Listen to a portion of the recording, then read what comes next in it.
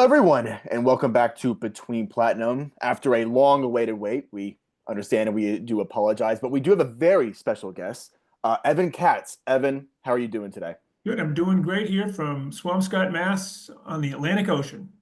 Well, we're really excited to have you. This is going to be a very interesting episode. Evan Katz is a very interesting man in sports. So, could you just give a pretty in-depth overview of your experience and your background and what you're doing today? Well, my career was in public finance, and I did that for about 40 years.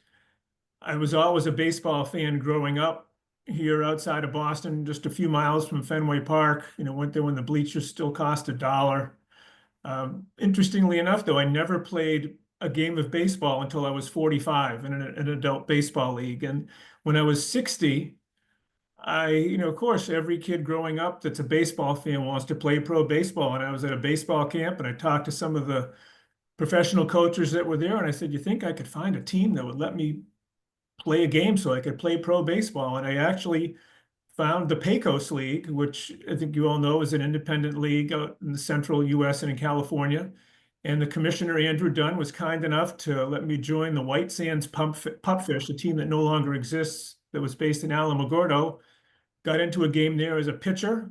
Unfortunately, walked a guy and hit a guy, and a run scored and gave me an ERA of infinity. I got an at bat. I played in the field, and I lived my dream at the age of 61.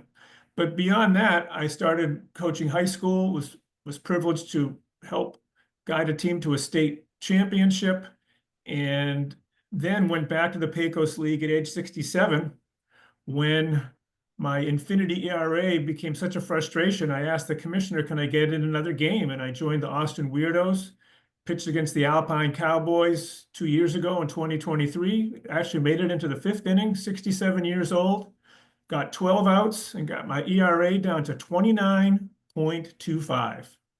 And then from there, I really got to know the Pecos League because I spent some time out there. Last year, I was with the Roswell Invaders as a pitching coach for a few games. Unfortunately, my mother-in-law got sick and I had to head home. But this year, I'm happy to say I'm going to be the bench coach for the North Platte 80s. And I've been scouting with manager Todd Everleth. And this year, I'm looking forward to spending the full season in the Pecos League Mountain Division with Todd starting next week. Yeah, I mean, thank you for that introduction, Evan. I know we spoke on different players throughout the years, even going back to last year. I know, can you give you a little bit update on some of those other players you're looking for this season? Well, we're getting pretty close to camp. Camp starts the 22nd. So I was working with Todd. Scott, you and I have been working the phones and texting like a couple of teenagers for about 2 years now. And you have been a very active agent trying to place guys. At my end, I'm always asking you and other guys representing players, and I need to see some numbers. Can you send some videos? And we're really actually pleased on North Platte to have one of your players, Darius Bomer. And he played for Todd, I think, in the Empire League, right? Yeah, I think it was Sturgis. I could be wrong. I know we go back a little bit about Todd as well. Can you give us, the listeners, a little insight about the manager a little bit? What type Sure. of coach he is? Sure. Well, Todd has, he's a baseball lifer. He's always telling me his baseball stories going back to when he was in high school and college and he was being scouted. And he has played baseball. He's been an umpire for many years. He was with the Empire League, which is now I think I would call it a developmental league right now. And he was there for a couple of years. Last year, I connected with him. We were talking about Darius, in fact. So, Scott, you recommended Darius. I did my due diligence by finding his manager, called Todd up, and Todd gave me a great report on him. And actually, he couldn't make it out to the Pecos League last year, but Yeah. he's coming out this year. So Todd is really a baseball lifer, and he's a little bit, winning is important to him, But we interviewed him on the podcast last summer, actually Father's Day, coincidentally, and he really spoke like a father in the sense that he wants to win, but he really sees his job as a manager is helping to elevate his players as ball players and individuals. I mean, he said to me already, we're playing in the season, he says, I want to win as many games as I can. But what I really want to do is get these guys established. And then for a lot of them who've got the ability, give them a chance to possibly move up to the Pioneer League or the Frontier League or even higher. I mean, that's Todd's mission, is to develop these players. There's two things that go on, in the Pecos League. A lot of the players are coming from college, playing 3 or 4 games a week. You got a bus, they're making your meals. It can be a little crazy, but everything's taken care of for you. Come to the Pecos League. The climate is different. It's hot. It's summer. If you're down in Alpine, Texas or Roswell, New Mexico, you're playing in the desert. Up in North Platte, it's a little bit better, but you're playing in North Platte 54 games in 63 days. So how do we help those players transition to the demands of that? We're driving our own cars. The Pecos League is a low budget league. So the players are driving their cars between cities, 200, 300, 400 miles. So Todd's mission and my mission as the bench coach is to help support these guys to adjust to professional baseball, the demands of it in terms of the competition level and the conditions, and help them elevate their game. And for the guys that want to move on, hopefully find a spot for them in a higher league. Yeah. So I know we spoke a little bit about the travel, that kind of stuff. Can you tell me about the fan bases out there? I know it's very different than, I'm going to say, college or professional. I know you do work with different, I'm going to call it house parents throughout the year. Can you just touch on a little bit about that? Right. So we do have host families. So the players have a family that gives them a comfortable place to sleep. They give their late breakfast in the morning, like probably 11 o'clock, and they probably come back at night and get their evening meal at 11 o'clock if they don't go out after the game.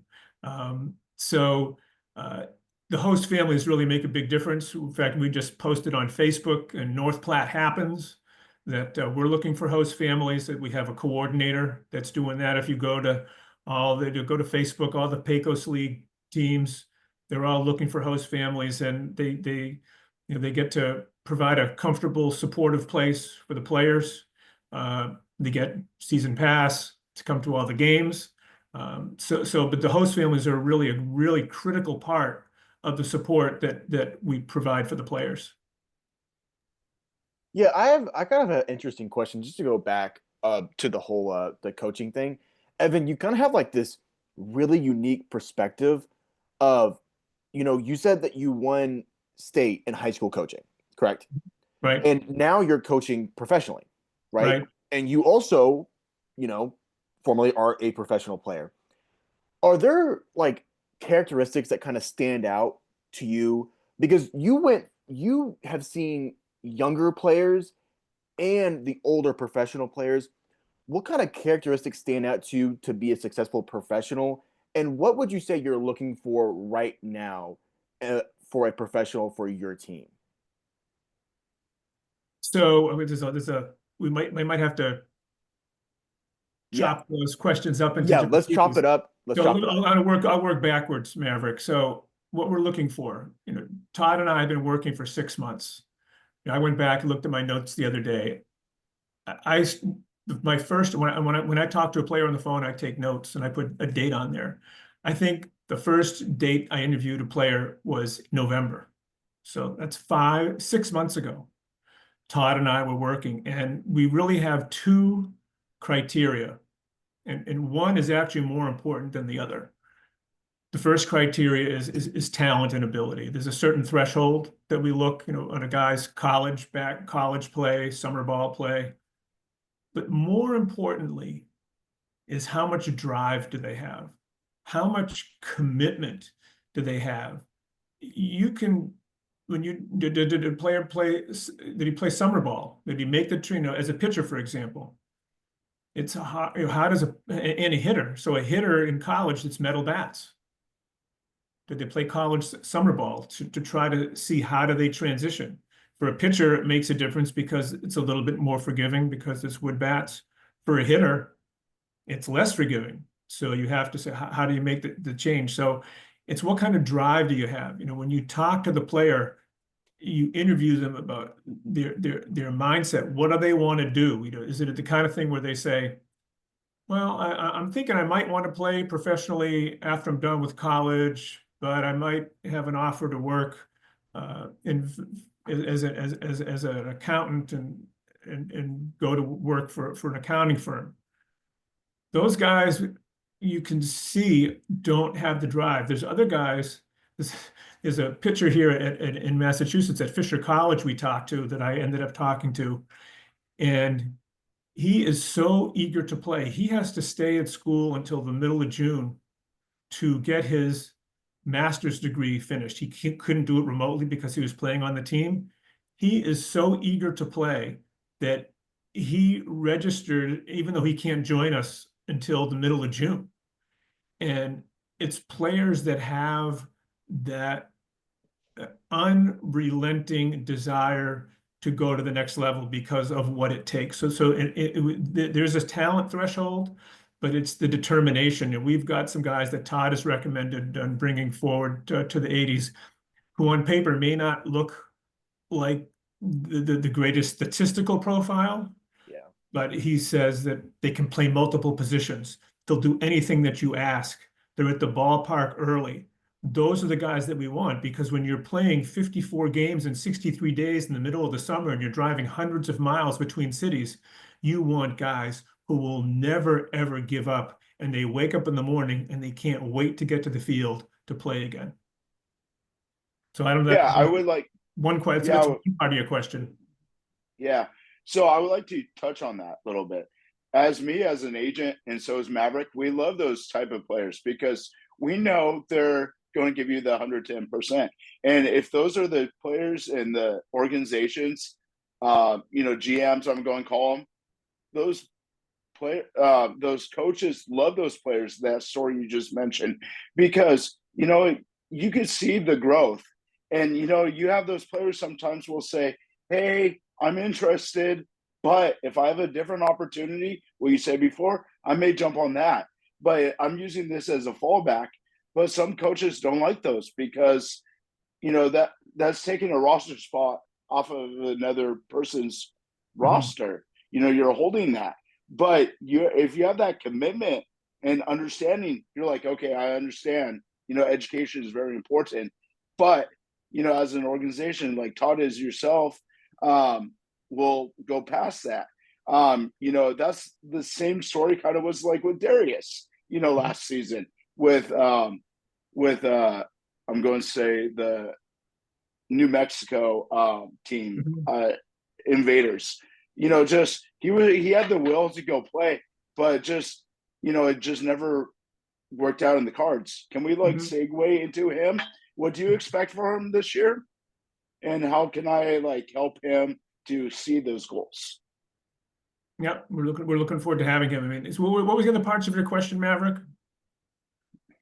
No, you answered essentially all of it. I appreciate that. I was just gonna say, what are you looking for, just I guess talent wise too on your team this year? Are you looking at other avenues? Like, what would be your main focus for this year? Well, to tell you the real priority has been pitching. The Pecos League, people that follow it closely know that the average team scores 10 runs a game. So it's 12-8, 13-7. The 80s were in a game last year, it was 27-26. So one of the priorities we set out has been pitching. And I think, Scott, when you and I were talking probably in the last few months, our interest in position players diminished. And it was pitchers that we were really looking for. And so what we do for looking at the pitchers is the first thing we look at is command. Do they throw strikes? There's so much focus on velocity and swing and miss that sometimes I think teams overlook pitchers who can throw strikes. pitchers who are confident to put the ball in play. And so what we've done is we've tried to profile and attract pitchers who throw strikes, and behind them have position players who can make the routine plays and a little bit more. So we've really prioritized defense. We've prioritized pitchers who throw strikes. We've got pitchers who are strong starters. We've got a good bullpen that we've put together, and we've got a good defense that we've put together. And the other thing is that, it's really funny, and you follow Major League Baseball, and you keep hearing the term, they just need to put the ball in play. They got to put the ball in play to move the runners up or get the guy in from third base. Well, there's a reason why in the major leagues there is a value in putting the ball in play. The batting average of balls in play is somewhere around 300, maybe a little bit more. The league-wide batting average is like 240 something. So if you put the ball in play, you're going to have a 50-point premium on your batting average above the major league average. And this is the other thing that we've looked at. When we look at college profiles of players, we take a look at what's their strikeout ratio, what's their walk to strikeout ratio. If the player has a high power hitter with high strikeout ratio, is his average still good? Does he have enough walks that there's a good chance that he's going to make good swing decisions? So we want guys who can put the ball in play. We want guys that can take a pitch when they need to take a pitch. And we want to have enough power, in the lineup. There's obviously some premium on power, but we're really more for guys that can get on base, if they can steal, if they can walk, and then if they can contribute defensively, that's great. And the other thing that we look for is versatility. If you have a guy who can just play one position well, that could work. But the games are long, guys get hurt, pitchers change, you got lefties coming in, righties coming in. So you want guys that can move around. We've got several two-way players, guys who are very qualified to just be position players that can come in and pitch. And that adds a huge amount of versatility, because if we look at our roster of 25 guys, maybe we only need to carry 12 pitchers because we have position players who can pitch. Or maybe maybe we have a long road trip coming up, and there's an inactive part of the roster. We can inactivate a fielder who might not be feeling well and go with more pitchers, knowing that we have enough alternatives for guys who can come in and pitch. So there's really a number of levels that we're evaluating. And when a player gets put in front of us, Scott, you call us up and say, I got a player. The first thing we do is look at the college stats or professional stats, see what positions they play, if they're a pitcher or a hitter or whatever. But there's a whole number of filters. And it's possible that a player doesn't hit for much power. It's got a lot of compensating ability, defense, on base. Maybe he's a switch hitter. That can offset something. So you're really looking to somehow, it's the sum of the parts is where you're really trying to get. You get 25 guys. If they can contribute in multiple ways, you want to make sure you put the right pieces together so you can really assemble a solid team. And I think we have a chance to be a really competitive team this year. That's great to hear, Evan. As we segue a little bit more, can you tell me, just what do you expect this year as a bench coach? How far I know I always tell my old pitchers who used to pitch in the league, hey, just control what you can control. You'll be fine. Is that safe to say as a player? Just control what you can control on and off the field? And I think you hear players saying that all the time. As bench coach, you're really a jack of all trades, master of none. You're following up with priorities, or you have conversations with players. Say we had a game the night before where we had to bring in pitchers early. We had 3 or 4 pitchers that had to come in through a lot of innings. You go connect with the pitchers, find out how they're feeling the next day. If you've got a guy who's been injured, talk to him to find out how he's feeling. You're triaging. If you had a pitcher or a player who had a rough game, you go out and talk to him in the outfield during batting practice or whatever.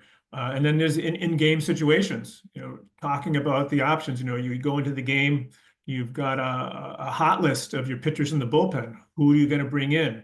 And you go over that with Todd, given the situation, look at the matchups with the other team, talk about defensive options, because we're going to have to be moving guys around. There's no game where you're starting with the same 9 guys in the same spots that you started. And you have to be able to know the strengths and weaknesses of your own players. Todd, being as perceptive as he is and experienced as he is, he's evaluating the other team as well.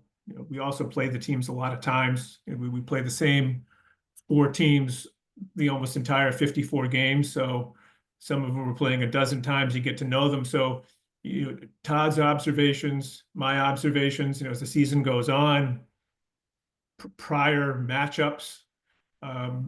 So and then there's pre-game planning, and there's roster decisions to be made. We can only have 22 players active at one time. Is it the starting pitchers for the next series who are inactive? Is it a player who might be hurt, who can't play?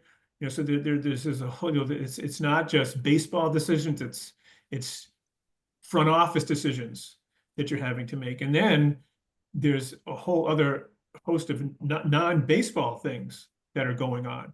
We've talked about host families. We've got travel in between. We're going 200, 300, 400 miles. Everyone's car's working okay. How late at night are we going to allow guys to drive? We have a schedule glitch, for example. Right now, we're supposed to be in Kansas City at a game in June at 1 o'clock one day, and we're supposed to have a night game the night before. We can't physically have a night game and be in Kansas City at 1 o'clock in the afternoon the next day. So Todd and I talk about that. He talks to the commissioner, see if we can do something with the schedule to make it work. So it's, you're thinking about, if you think about a professional team, a major league team or minor league team, the 25 players or 23 or whatever it is, 26, and the field staff, that's just a real small part of the operations. What Todd and I are also doing with the volunteers that we have in North Platte is managing all the other things that are going on. For example, we have a gym that we have 24-hour access to. Everybody know how to get into the gym. We have an indoor facility if it rains, and we need to say, okay, pitchers that we're going to throw bullpens today need to go to the indoor facility to make sure you get your work in. We have community events. We need to explain to the players, this is the behavioral expectation. This is what we want to make sure you say or do when you're talking to people. There's so much more than the baseball part of it. And that's what Todd and I also do as well. So it's not just being a bench coach and worrying about what happens from the first pitch to the last, but it's all the things that happen between the end of the game and the next game. Yeah, I have to ask, with all those responsibilities, is that kind of what you expected whenever you took the job? And like, whenever you realize that you would have to do all this stuff off the field, right? Because off the field is arguably is just as important as on the field, right?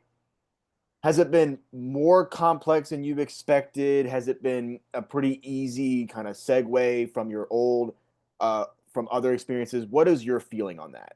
I mean, that's a good question, Maverick. So I mentioned I worked for 40 years in public finance, but I wasn't just a finance person. In my responsibilities, I was responsible for all the financial operations, payroll, paying bills, HR. I was also responsible for buildings, all the building operations and the facility staff, building maintenance. I was responsible for bus transportation, working with the school bus companies and making sure we had bus routes and schedules. I was responsible for the food service program. feeding thousands of kids every day to make sure we had the food and we had a program that was self-supporting. So I've worked in very complex organizations. I will say I was recognized a few times in my career for some of the work that I've done. So I know I was doing a good job. So to me, this is part of what I've been doing since I've been in my 20s. I mean, running complicated organizations, learning along the way. You know, one of the things that I think I've been pretty successful in most of the things that I've done. The things that I haven't been successful in, I've learned from, right? You know, you do well what you do, but when things, you can't expect things to go well all the time, and when they don't, what's the takeaway? Was there something that you could have done a little bit differently? Is there something that you should have anticipated? Maybe you didn't pick the right people to do the job. Maybe you didn't have the resources. So I'm taking those 40 years of work, you know, in my familiarity with supporting a baseball team and what needs to happen. And so this is all, I think I'm pretty well prepared for the on the field and off the field. And the interesting is, as we talked earlier, I think that in a lot of ways, what you're doing behind the scenes is just as important as what happens when you're on the field, because you want your players to be well fed, well supported, well cared for. We have guys coming to be 2,000 miles from home, and they're not going to be in college for the first time. They're going to be making a lot of independent decisions, or making decisions without the same kinds of people they have around them. So we want to, you got to be mindful of how are they adjusting to that. And there's going to be difficult situations. Unexpected things are going to happen. And the other thing is, how do you, as one of the leaders of the organization, whether it's Todd, as manager, whether it's me as bench coach, how do we respond to that? How do we, you know, like I said, I learned from the things that didn't go well. How can we turn something that goes sour on a player, whether it's on the field or off the field, how can we turn that around to a learning moment for that player so he can bounce back? We don't, you know, we don't want someone to be crushed by something personally or professionally that they can't rebound. So that's also part of what we do. We're talking about being a bench coach. You're the bench coach on the field, but you're also the bench coach off the field, because you are supporting players to help them learn and grow as ball players and as individuals. Yeah, so when we segue into the next part of this conversation, I would like to talk about, for those young players who are looking for the next steps, like if it's professional, other higher independent leagues, do you guys accept or let like professional agents come in, and also scouts as well, like MLB scouts throughout different? Could you talk about that? Well, first of all, I just mentioned we actually have a player in our team who's returning from last year that the Mets are supposedly following.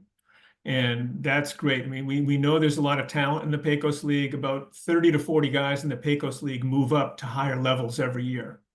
So there is a talent pool. The Frontier League and the Pioneer League, the two lower level independent leagues, which are affiliated with Major League Baseball, they're looking to the higher level Pecos League players to fill spots in their roster. They play, our season goes from the end of May to the end of July. So it's a short season. The partner leagues, so that's Pioneer, Frontier, and also the two higher independent leagues, the American Association and the Atlantic League, they go until September. So they're always looking for players. In fact, there was a pitcher from Florida Southern last year by the name of Kerry Wright, who Todd brought in, and he was primarily a reliever at Florida Southern. He had hopes to play at a higher level. Todd brought him in, stretched him out, helped build him up as a starter, and I believe this year he's in the Pioneer League. So, you know, we understand our place in terms of independent baseball. We know we're a starting point for players, but we encourage agents. I mean, I probably talked to a half a dozen people like you, Scott, over the course of the winter, people who are looking for players. There's other options besides Pecos. You know, there's the Empire League, which is a developmental league. The United Shore League in Michigan is very similar. There's a hub league on the West Coast, the Mavericks League in Portland. So there are other options for players that may not want the rigor of the Pecos League. That's one of the things that we point out is a little bit different. Now, the Empire League in New York, it's good facilities. It's a hub league. I think the players stay in dorms. That runs for about 6 weeks. There's a pipeline, I think, to the Frontier League from there through the Gonzalez brothers, who I believe run that. United Shore, you only playing 2 or 3 games a week. It runs like a Thursday to Sunday league, and it goes through September. That's a little bit different pace. You have a job outside. I'm not as familiar with the Mavericks League in Oregon, but so there are a lot of other options for players, so that you might have, Scott, that may not be ready for the Pecos League in terms of their talent or the level of commitment they're ready to make. They're young enough, they can go to one of those other leagues, get the playing time, maybe work on some things they need to work on, and get signed. There's the independent leagues right now, because the major leagues have so fewer minor league teams and fewer players under contract. The independent leagues in some ways are replacing what was rookie ball years ago. That, you know, if you look at, I mean, back in the 50s, major league teams had hundreds and hundreds of guys under contract and over a dozen teams. Now I believe they have 5 teams and like 150 players under contract. So the independent leagues are much more important. So you could have a player at an NAIA school or Division II school or even Division III school who, if he's motivated enough, can come to the Pecos League or another league, guys you talk to every day. If they can get to the right situation where they can play, and this is one of the things that I always emphasize to players, go somewhere where you're going to play. And there's a lot of, if you don't play, you're not going to progress and you're not going to be seen. So in my mind, that's one of the pitches that we make for talented players. You come to us, you're going to play, but go somewhere where you can play. Make sure you're going to get the coaching support that you need to really bring out the best in your game. And hopefully you'll be seen. And like I said, that there's so much movement back and forth between Pecos and Pioneer and Frontier, a lot less with the Atlantic and the American Association, because those leagues, I mean, they have a lot of former major leaguers on those rosters. But the Pioneer and Frontier League really presents a lot of options. And if you can perform there, you could end up with an affiliated contract. I had a player last year that I recruited. One of my funny stories is on LinkedIn. I never met the kid. He was at Delaware State. He came down to Roswell. He pitched really well. He was supposed to go to the draft league, MLB draft league. It didn't quite work out. I think right now he is with the Frontier League in Mississippi. But he had some interest from an Atlantic League team. So there are things that can happen with players who are talented enough that you get the playing time, you can definitely move up from the Pecos League and into any of the others, Mavericks, United Shore, or Empire League. Yeah, I mean, as we start to kind of like wrap up here, we talked a little bit before the show about your professional career, and it got me really excited because it's just a pretty awesome story. I just wanted to ask about kind of like just the bridge from your professional career in finance to the start of that baseball career. I just wanted to ask like a little bit more in depth there. Like, when did you start to realize like, oh, you know what? Like, this is something I've always wanted to do. Like, I'm going to just do it now. Like, why was the decision right then? And how did you train? Like, was this like a process that was really well thought? I'm serious. Like this, it's just really cool. Well, for when I played for White Sands in 2017, that was actually pretty easy because it was just a question. Andrew Dunn, the commissioner of the Pecos League, if you read the description of the Pecos League, he calls it a place for rising stars, shooting stars, and falling stars. And he has created opportunities for players like me to come in at the end of the year to live their dream and play professional baseball. So that was actually pretty easy once I got his phone number and I went to Alamogordo and played. Yeah. What was harder was when I was 67 and I told them I wanted to get my ERA below infinity. I was going to join the Austin Weirdos, who had become an all-road team in 2023. They were started in Austin, they lost their field, and they never had a home field for the rest of the year. And I was going to join them in Alpine, Texas for the last series of the season in July. And I was pitching in adult leagues. I'm a submarine pitcher, and was pitching in adult leagues. And then the story that I tell Maverick is the question that I ask is, well, if you're going to go to the Pecos League at the age of 67 and you're going to pitch to 25-year-olds, guys 40 years younger than you, how do you prepare? Yeah. Well, you pitch against 25-year-olds. So the head coach of the high school baseball team that I worked with for 3 years, he had a summer college league. And his name was BJ Weed. He was a former Angels minor leaguer. And I said, BJ, I want to come pitch for your college summer league team against these 20-year-olds so I can see what it's like. He said, sure. So I suited up, met his team at Peabody High School on the field. I came in with a runner at first and 1 out, I think in the 3rd inning. And I got out of the inning without giving up any runs. And I go, oh man, that was so good. I came off and I'm smiling. And BJ looks at me and he goes, yeah, but you're going back out next inning. Okay. I go out the next inning, pitching against guys over 40 years younger than me. I got out without giving up any runs again. And I come in and I go, oh man, BJ, thanks so much. It was such a good chance to pitch for you and feel like I could get guys out. He goes, oh, Evan, you're going out again. I went out for another inning and I shut him down. I pitched 2 2/3 innings against guys 40 years younger than me and shut him out. So I said, this is perfect. This is how you get ready to pitch against minor leaguers who are in their 20s. So I went down to Alpine, Texas. I knew I could get guys in their 20s out. Now, this is a professional lineup, and Alpine is one of the league's best teams. Their OPS for their lineup was over 1,000 for the lineup. Yeah. I mean, so I went in there, I threw strikes. I started the game, one of the oldest people ever to start a minor league game, because Alpine, because they were an all-road team, they were down to 11 players. They actually needed me to start that game because they had a doubleheader the next day. So I started the game, and Scott, you asked earlier about the crowd, people in the crowds. One of the things what I did was Alpine, they have a grandstand behind home plate. And I said, I am not going to look up at that. It was full. So I'm not going to look up at that crowd. I'm going to pretend that it's just me and the batter. And I went in and out for 4 innings. I held them to 13 runs in 4 innings. And I just want to tell you that I came out in the 5th. I threw 51 pitches, 39 strikes, no walks, no home runs.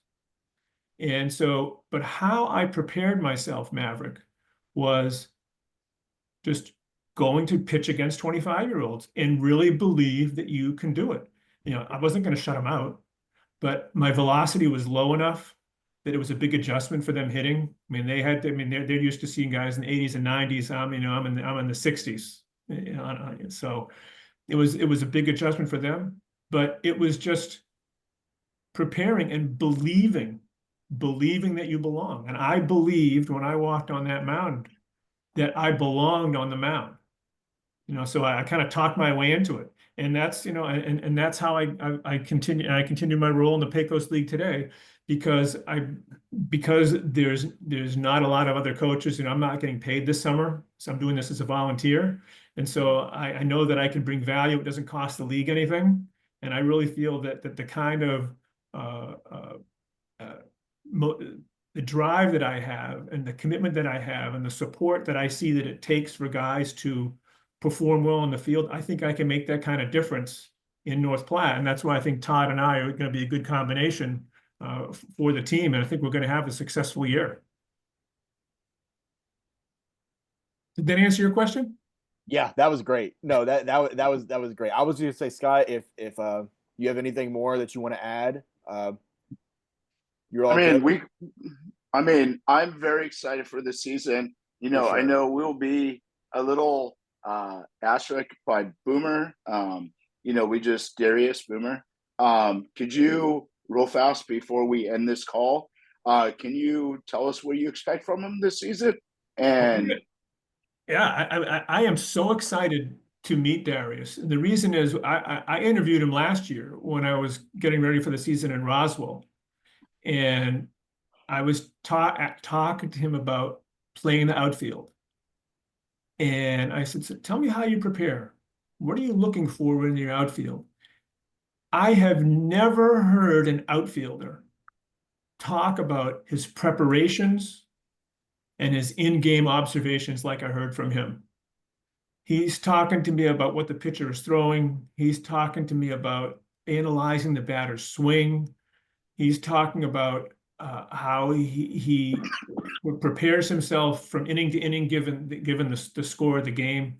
I said when I said to Todd when I found out that he was going to be coming to North Platte, I said, I have never heard an outfielder talk about how they prepare and are ready for whatever happens in the outfield. I think he told me when I get to the field, I go out and I walk the outfield so I can understand if there's any low spots or soft spots or maybe some sprinkler heads out there.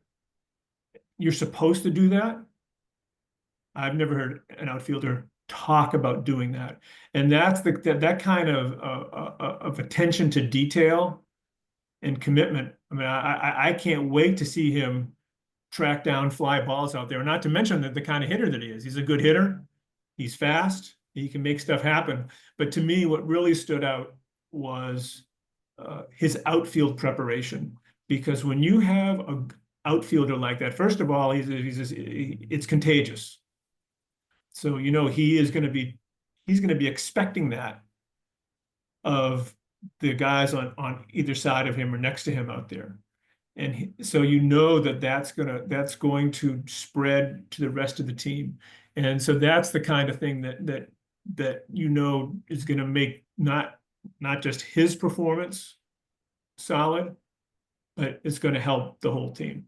So I'm really looking forward to seeing him. So if you can make it, we're going to be as far west as Santa Fe, Scott. So if you can make it to Santa Fe, maybe you can watch Darius from the stands there. yeah, I mean, I'm planning on it. My girlfriend's from Iowa, so I haven't seen her really for 2 years. So it's a way so I could see both people at the same time almost. Yep. So that's what I'm looking forward to. If it is New Mexico, I'll drive or fly. So um, as we end, I usually give Maverick the last thought of the show. Yep. Go ahead, take it away. Yep. And I mean, thank you so much, Evan, for coming on. It's great talking to you. Everything that you said was great to hear. We kind of use this last little like area just to give any shout outs or give your final thoughts about anything.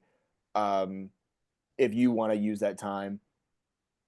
I'm going to give a shout out to my wife, and I'll tell you why. So I met my wife on March 30th, 2002, and I had a baseball practice, my first adult baseball practice when I was 45. And she knew how much I love baseball, and she has been so supportive of my playing on Sundays, playing on weeknights. When I told her that I wanted to play professionally, she said, go for it in 2017 and then in 2023. And when I asked her about coaching last year in Roswell and this year in North Platte, she knew how much I love baseball and how I like to just dedicate so much energy to it. So I just want to give a shout out to my wife and thank her for supporting me since March 30th, 2002 on my baseball journey. Yeah. Yeah, that's awesome. That's awesome. Well, to the audience, thank you so much for tuning in.